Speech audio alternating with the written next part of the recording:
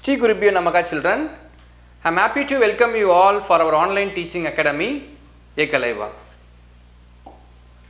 For the class 11 subject biobotany, we are discussing the chapter vegetative morphology.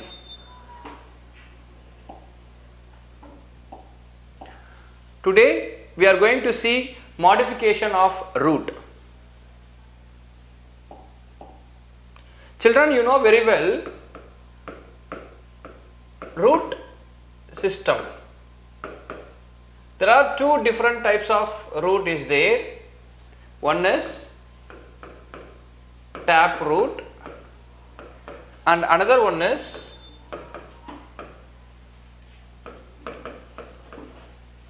adventitious root.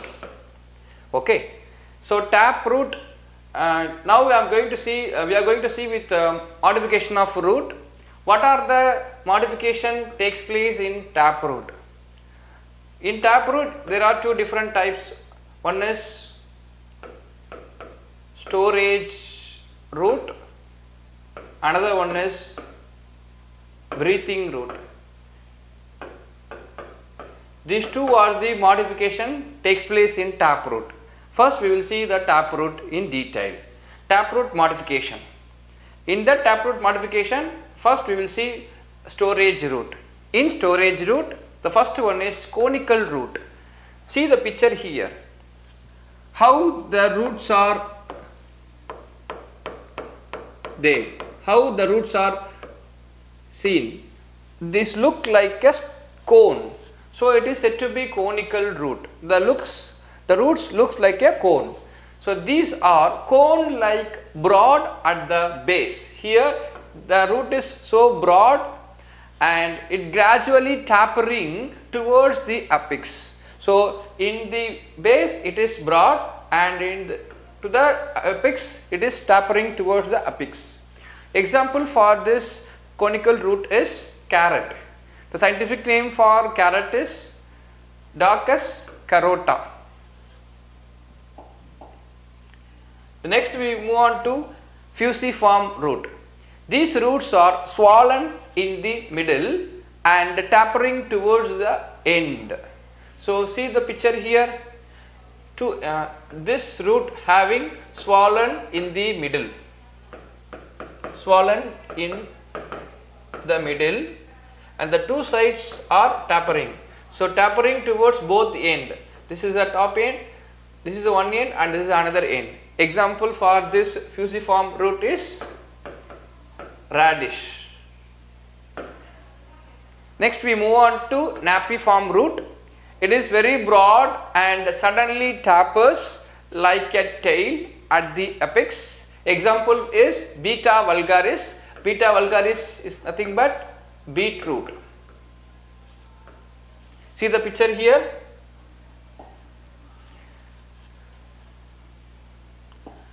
It is very swollen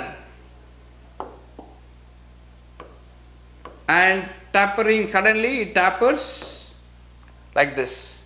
So very swollen root, tapering, suddenly tapers like a tail at the apex. Example is beta vulgaris, that is beetroot.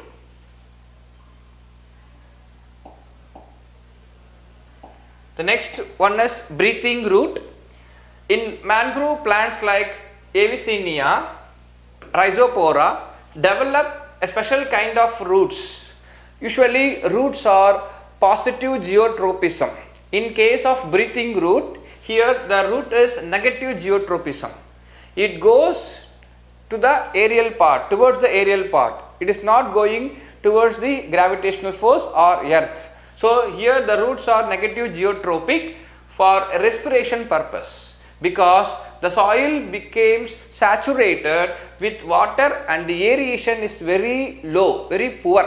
So for this case, this root grows towards the upward. It moves towards the upside, okay, upward side. So it is, the roots are here negatively geotropic.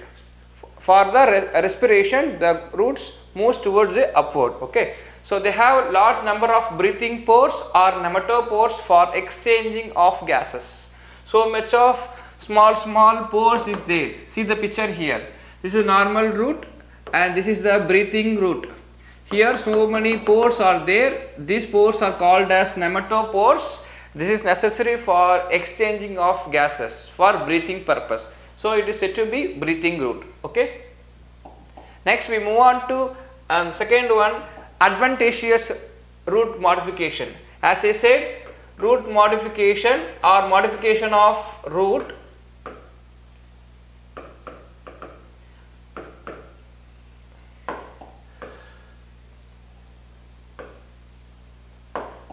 we said first one is taproot modification. Now we are going to see adventitious root modification. Here also three different roots is there. Storage roots. First we will see the storage roots. Under the storage root, first one is tuberous root. These roots are swollen without any definite shape.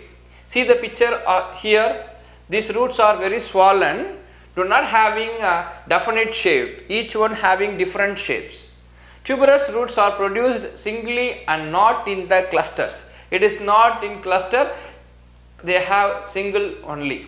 Example, Ipomia batatus. The next one is fasciculated root. These roots are in cluster form. They are formed by clusters. Cluster form at the base. The roots are formed by cluster form. So the clusters from the base of the stem. Example is Dahlia. See the picture here. Here in one, it is a node of the stem. The roots arise. They are looks like a cluster of roots. So cluster from the base of the stem. Base of the stem, there is nothing but nodes. Example is Dahlia. Then third one is nodulous root. The name itself you can easily understand the concept. Nodules. So many nodules are there. In this type of roots, swelling occurs only near the tip. Here the swelling occurs only at the tip. Example is Maranta. See the picture of Maranta. The swelling occur at the tip. Next we move on to the fourth one.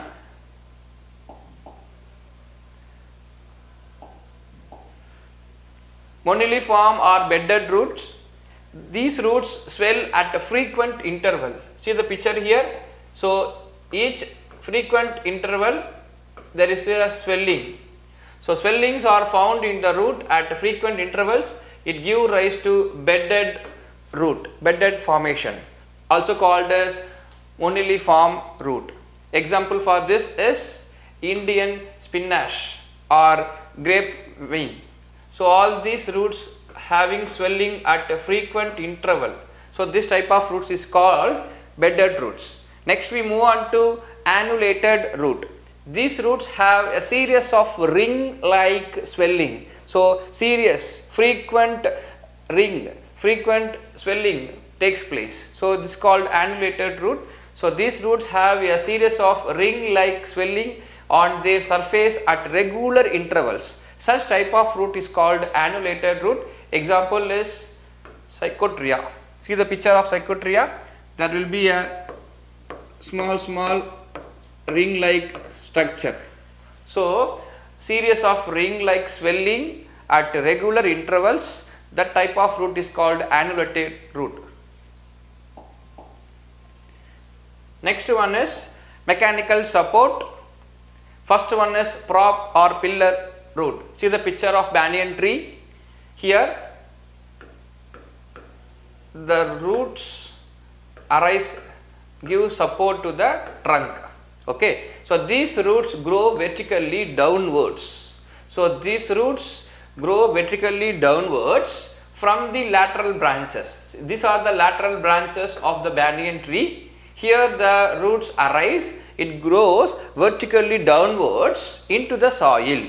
It gives support to the large big trunk. So what is the meaning of a pillar root? So this roots acts as a pillar. It gives support to the trunk. So banyan tree have a very large trunk. the stem is modified into trunk. So in the lateral branches a root arise. Roots grows vertically downwards. So all these roots grows vertically downwards from the lateral branches into the soil. Example is banyan tree. Okay. Next one is stilt root. These are thick roots growing. So see the picture of this. They have very thick roots obliquely from the basal nodule of the stem. That is in the main stem there will be a base nodule. From the base nodule a thick root arise. So this thick root provide the mechanical support. So that type of root is said to be stilt or brass root. Example is Saccharum officinarum, that means sugar cane. Another example is Rhizopora. See the picture here, thick roots growing obliquely from the base of the nodules, okay, basal nodules. These roots arise at the basal nodules and give mechanical support to the plant, okay. Example is Saccharum officinarum, that is sugar cane.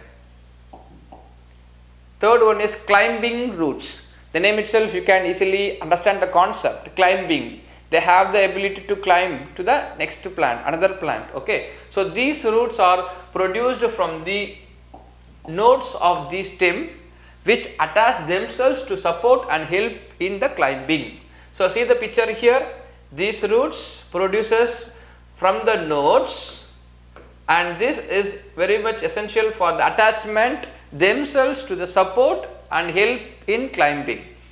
To ensure a foothold on the support, these roots secretes a sticky juice which dries up in air, attaching the roots to the support.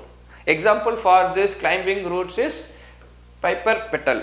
So piper betel, that is piper betel is example for climbing roots. See the picture, these roots secretes a sticky juice which dries up in the air. Automatically it dries up in the air and it is attached the roots to the support, okay. Next one is buttress root. In certain trees, broad plank like outgrowth develop towards the base all around the trunk. See the picture here, this is a very broad strong trunk. Along with that there will be a extra root. So the broad plant like outgrowth develop towards the base of the trunk, okay, all around the trunk. They give obliquely downwards, it grows obliquely downwards and give support to the huge trunk of the trees. So this is an adaptation for tall rainforest trees. Example is silk cotton tree, bombax. See the picture of bombax. This is a silk cotton. There will be a strong trunk. Along to that there will be a roots which having broad plank like outgrowth at the base of the trunk, okay, towards the base of the trunk, and give the mechanical support to the strong trunk, okay. Example is silk cotton tree, bombax. Next we move on to vital functions. The first one is epiphytic or velanum root. Some epiphytic orchids. What is the meaning of epiphytes? Epiphytes are nothing but parasites, but it is not a parasite. It depends on other organism and it has the ability to prepare their food, okay. They can able to survive by itself. Some epiphyte orchids develop a special kind of aerial roots which hang freely in the air. These roots are not submerged in the soil. So these roots are freely in the air. So which hanging freely in the air. See the picture here, these are the roots just freely in the air. These roots develop a spongy tissue called velanum, very very important. The epiphytic root having a special type of roots. These roots develop a spongy tissue called velanum which help in absorption of moisture from the surrounding air. These roots absorb all the moisture in the surrounding air. Example for epiphytic root is vanda. See the picture of vanda here. it is a climbing root. This is a support plant. Usually epiphytes are the plant which depend on the other plant just for support. Okay. Next one is foliar root. Roots are produced from the veins or lamina. What is the meaning of lamina, children? Leaf base. So roots are produced from the veins or the leaf base, lamina of the leaf, for the formation of new plant. So this veins produce a separate plant. So roots produced from the veins or lamina of the plant or leaf for the formation of new plant. Example is bryophyllum. In bryophyllum, roots arise from the lamina or petiole or in veins. So in bryophyllum plant, the roots arise from the lamina or petiole or veins. Later on it grows to form a new plant. The example is bryophyllum. The next one is sucking root or astorial roots. These roots are found in the parasitic plants. Parasites are nothing but it fully depend on the other organism for food and shelter. So parasites develop adventitious roots from stem which penetrate into the tissue of the host plant and suck all the nutrients. Example is Cuscuta. So parasites, it fully depend on the host organisms for the food and shelter. Then last one is photosynthetic or assimilatory roots. Roots of some climbing or epiphytic plants develop chlorophyll and turn green color, which help in photosynthesis. Example is Ctenospora. See the picture here. Some roots are climbing or epiphytic plants develop chlorophyll. Here this is the root support and this is the leaf having the green or photosynthetic root which is necessary for photosynthesis. Example is Ctenospora. This is a Ctenospora plant having the climbing or epiphytic property. Thank you children. To receive our online lessons, please press subscribe button and you will receive the latest updates. Thank you.